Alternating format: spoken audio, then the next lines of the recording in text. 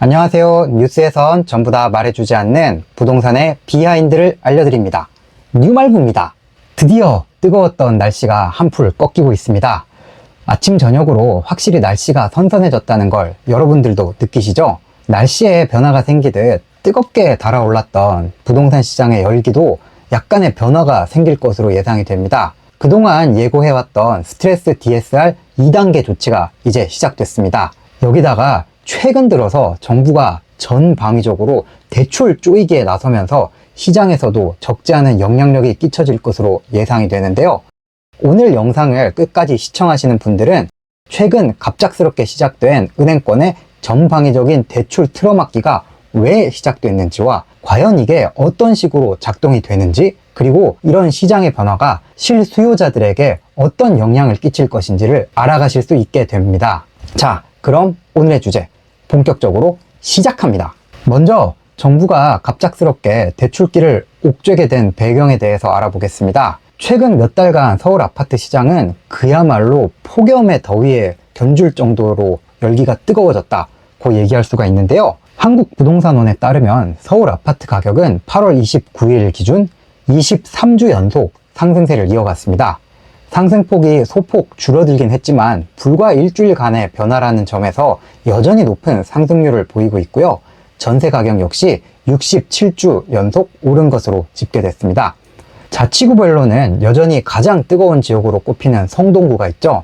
금호동, 행당동에 있는 역세권 대단지 위주로 상승 거래가 활발히 이루어지면서 0.55%의 가장 높은 상승률을 기록했고요. 그 다음으로 서초, 송파, 광진, 용산, 강남, 마포구 등도 0.3% 이상의 높은 상승률을 이어갔습니다. 상대적으로 뒤늦게 상승 대열에 합류했던 노원구와 도봉구는 전주보다 상승폭이 커지면서 올해 최대 상승폭을 기록했고요. 강북구의 경우 상승폭이 소폭 줄어들긴 했습니다. 이처럼 정부가 88 부동산 대책을 내놓은 이후에도 집값이 계속해서 상승하자 집값 상승을 내다보는 사람들이 더욱더 많아지고 있는데요. 최근 한국은행이 발표한 소비자 동향 조사 결과에 따르면 8월 주택가격 전망지수는 118을 기록했습니다. 이 지수는 100을 기준으로 이보다 높으면 그만큼 상승을 예상하는 사람들이 많다는 걸 의미하는 건데요. 과거 최고점이었던 2021년 10월 125 이후 가장 높은 수준을 기록했습니다. 이렇게 부동산 시장이 달아오르고 앞으로 집값을 상승할 것 같다는 전망도 우세해지다 보니까 실수요자들 입장에서는 더 늦기 전에 나도 막차를 타야겠다라는 심리가 강해집니다. 더구나 9월부터는 정부가 2달 미뤄왔었던 스트레스 DSR 2단계 조치를 시행한다고 했었죠. 대출을 받으려는 사람들의 경우 금리가 오르면 상환 능력이 떨어지게 되니까 아예 대출 심사를 할 때부터 일정 수준의 가상금리를 부과해서 대출 한도를 정해주는 방식입니다. 이번에 2단계 조치가 시작되면서 기존보다 대출 받을 수 있는 총액이 줄어들게 됐는데요. 최근 몇 달간 은행권의 주택담보대출은 사정없이 늘어나는 모습을 보였습니다. 금융위원회에 따르면 올해 1월부터 7월까지 은행권의 주담대에는 32조 1천억 원이 증가하는 모습을 보여왔습니다. 국내 5대 은행의 지난 7월 말 전세자금 대출을 포함한 주담대 잔액은 약 560조 원까지 늘어난 상태인데요. 당연히 가계부채도 덩달아 급증하는 모습을 보였습니다. 한국은행에 따르면 올해 2분기까지 우리나라 가계부채는 약 1,900조 원에 육박하면서 역대 최대치로 불어났습니다. 7월, 8월 부동산 시장이 더 뜨거워졌다는 걸 감안하면 현재 가계대출 총량은 이것보다도 더 높은 수준이라는 걸 알 수 있겠죠. 이처럼 가계부채가 급증하니까 정부도 다급해져서 부랴부랴 움직이기 시작합니다. 우선 8월 20일이죠. 김병환 금융위원장이 취임한 이후로 처음으로 국내 19개 은행장들을 불러 모아서 간담회를 가졌습니다. 이 자리에서 김 위원장은 가계부채 관리를 위해서 은행권의 수도권 주담대에 대해 스트레스 금리를 1.25%포인트 상향하겠다고 발표를 했는데요. 아니, 지난 6월에는 원래 7월부터 시행하기로 했던 스트레스 DSR 2단계 시행일을 불과 일주일 앞두고 2달 돌연 연기하겠다고 발표를 하더니 이번에는 수도권에 핀셋 규제를 한답시고 시행을 불과 열흘 앞두고 갑자기 스트레스 금리를 추가하겠다고 정해버린 거죠. 이것도 웃기는 일인데 김 위원장은 은행들에게 숙제를 추가로 내줍니다. 이날 김 위원장은 최근 가계부채가 주담대를 중심으로 증가하고 있는 것과 관련해 은행권 자율적으로 DSR에 기반한 가계부채 관리 체계를 갖춰달라고 주문했습니다. 해석해보면 가계부채 늘어나는 거 이거 좀 찜찜하니까 정부가 욕 안 먹게 니들이 눈치껏 알아서 좀 막아봐라 라는 거죠. 이렇다 보니까 시중은행들의 주담대 금리도 오락가락 요동치고 있습니다. 우리나라 은행권은 사실상 정부 입김이 강하게 작용하는 관치 금융에서 벗어나지 못하고 있는데요. 올해 초만 하더라도 금리 인하 시그널이 강해지니까 대출 금리를 인하하라는 정부의 압박이 있어서 은행들은 시장 금리를 서서히 낮추고 있었습니다. 실제로 변동금리 산정 기준이 되는 자금 조달 비용 지수인 코픽스 기준은 매월 하락세를 보이고 있었는데요. 은행이 자금 조달하는 비용이 낮아지는 거니까 그에 맞춰서 주담대 금리도 낮추는 게 자유시장 경제의 원리거든요. 근데 정부가 가계부채를 관리하라고 압력을 넣다 보니까 은행들 입장에선 시키는 대로 해야죠. 은행들은 이때다 싶어서 시장 금리를 막 끌어올리면서 주담대가 다시 높아지는 기이한 현상이 벌어졌습니다. 은행들 입장에서도 명분은 있죠. 금리를 높여서 배짱 장사를 해버리면 대출 받으려던 사람들이 부담을 느끼고 대출을 덜 받을 테니까 가계 부채가 자연스럽게 관리가 되는 핑계를 댈 수가 있겠죠. 사실 은행권이 이렇게 본격적으로 주담대 금리를 높이기 시작한 건 7월 초 금융감독원이 긴급 가계부채 간담회를 가진 직후부터였습니다. 당시 이준수 금감원 부원장은 은행들에게 일부 국지적인 주택 거래량 증가와 맞물려 선제적인 관리가 필요한 상황이다 라고 압력을 넣었어요. 사실상 국가에서 은행들에게 판을 깔아주고 말 잘 듣는 은행들은 안심하고 이자 장사를 할 수 있도록 만들어준 거죠. 문제는 이렇게 이자 장사를 할 거면 예금 금리도 같이 높였어야 할 텐데 정작 은행들은 예금 금리는 코픽스에 맞춰서 낮추고 있었다는 거예요. 이렇게 은행만 손쉽게 돈을 벌고 진짜 대출을 받으려던 실수요자들은 불과 며칠 사이에 갑자기 더 높은 금리로 돈을 빌려야 하는 억울한 상황이 벌어져 버렸다 보니까 여기저기서 비판의 목소리가 터져 나오기 시작했습니다. 그러니까 이번에는 이복형 금감원장이 직접 등판합니다. 지난 8월 25일 이 원장은 KBS에 출연해서 최근 은행권이 주담대 금리를 마구마구 끌어올리는 현상에 대해서 감독 당국의 바람은 가계대출 포트폴리오를 미리 체계적으로 관리했으면 좋겠다는 것이라면서 은행들이 이런 관리를 안 하고 손쉽게 금리를 끌어올리는 방법을 사용한다면 은행에 대한 개입을 더욱 세게 해야 되지 않을까 생각한다 라고 엄포를 놨어요. 아니 자기들이 판은 다 깔아줘 놓고 여기저기서 불만이 터져 나오니까 이건 정부 책임이 아니다. 은행들이 이거 정신 못 차리고 손쉽게 장사하고 있었구만 이라고 선을 그어버린 거잖아요. 어쨌든 이렇게 공개 저격을 당한 은행들은 곧바로 새로운 방안들을 내놓기 시작합니다. 이젠 가계부채 관리를 위해서 주담대는 물론이거니와 신용대출, 심지어는 전세자금 대출에 이르기까지 그야말로 전방위적으로 대출기를 틀어막기에 나섰는데요. 우선 신한은행은 갭투자에 활용할 수 있는 조건부 전세자금 대출을 아예 취급하지 않기로 했습니다. 이게 어떤 거냐면 세입자의 전세자금 대출 실행일에 맞춰서 집주인한테 집 소유권이 이전되는 조건에 전세 대출을 중단하는 건데요. 쉽게 말해서 갭 투자자가 주택을 매입하면서 새로 전세 세입자를 구하고 그 세입자가 전세 대출을 받아서 보증금을 마련한 다음에 그 보증금을 집주인한테 주면 집주인은 이걸로 집을 살 때 남아있었던 잔금을 치르는 방식의 갭 투자를 원천봉쇄할 수 있는 거죠. 이 밖에도 유주택자인 세입자가 기존 주택을 처분하기로 하는 등의 조건이 붙은 그런 전세 대출은 일절 해주지 않기로 결정을 했습니다. 우리은행과 KB국민은행도 이런 갭 투자에 활용될 수 있는 조건부 전세 대출은 일절 중단하기로 했고요. 여기에 국민은행과 신한은행은 최장 50년에 달하던 주담대 대출 만기 기한을 수도권에 있는 주택을 대상으로만 30년으로 확 줄여버립니다. 이러면 대출받은 사람 입장에서는 매달 상환해야 되는 비용이 늘어나게 되는 효과가 있죠. 전세 계약을 갱신할 때 전세 보증금이 2억에서 2억 5천만 원으로 늘어난다고 해보죠.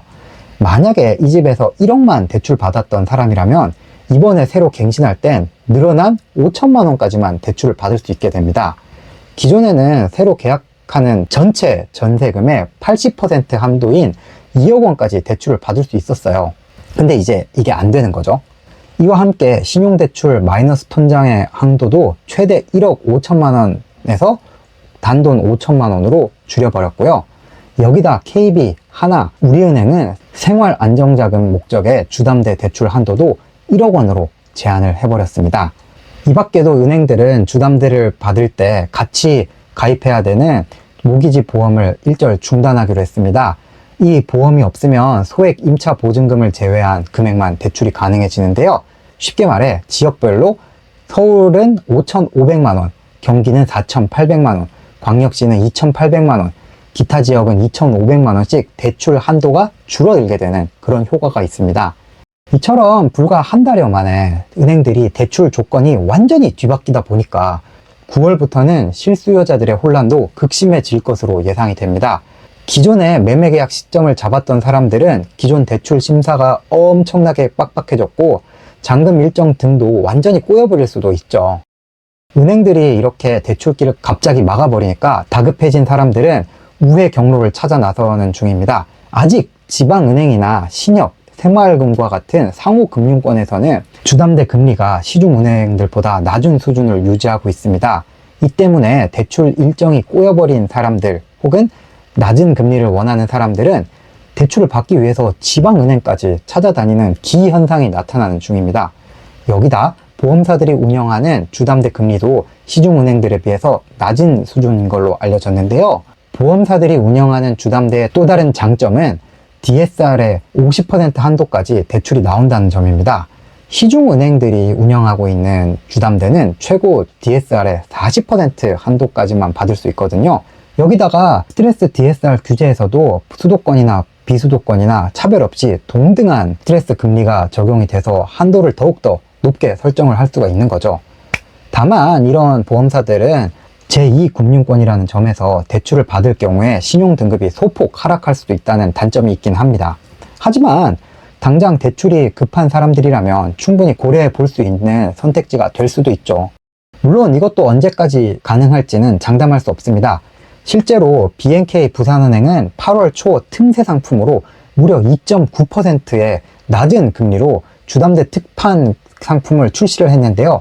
단 13일 만에 1조 원에 달하는 한도가 소진이 돼버리면서 문이 닫혀버린 상태고요. 다른 지방은행들도 정부 압박이 점점 강해지면서 주담대 금리가 올라갈 가능성도 배제할 수는 없습니다.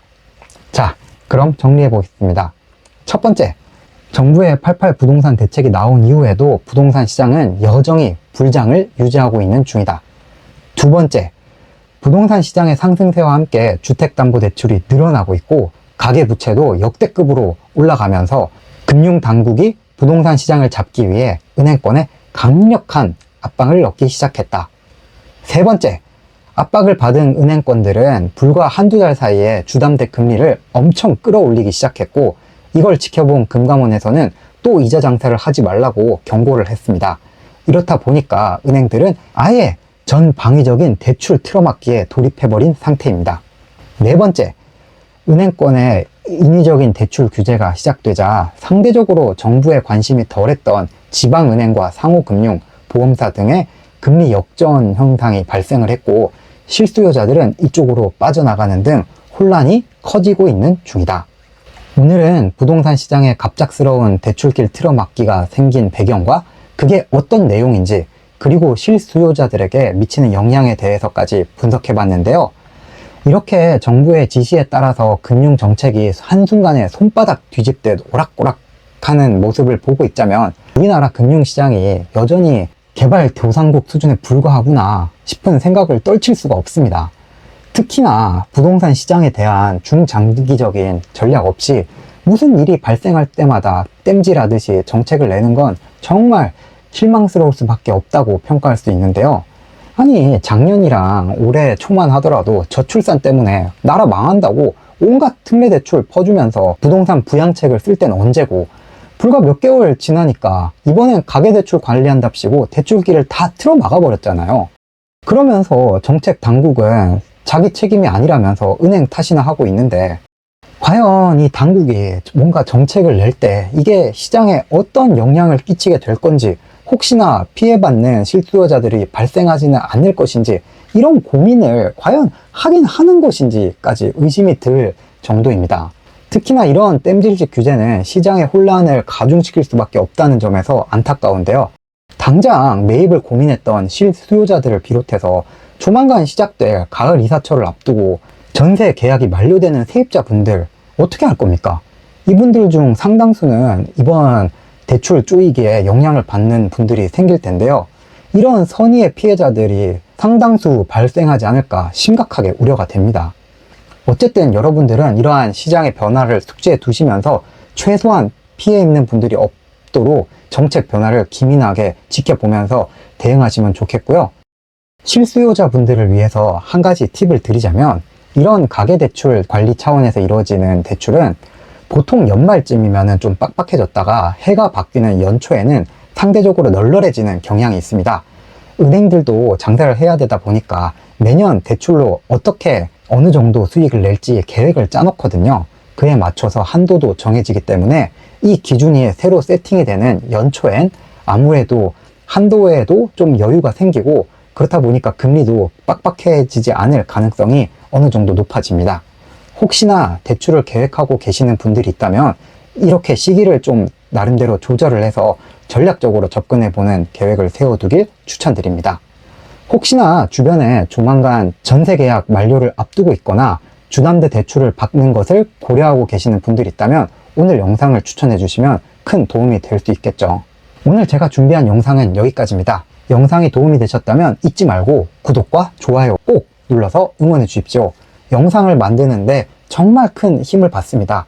정말 부탁드리고요. 그럼 전 뉴스에선 전부 다 말해주지 않는 진짜 부동산의 이야기로 다시 돌아오겠습니다. 다음에 만날 때까지 모두 안녕!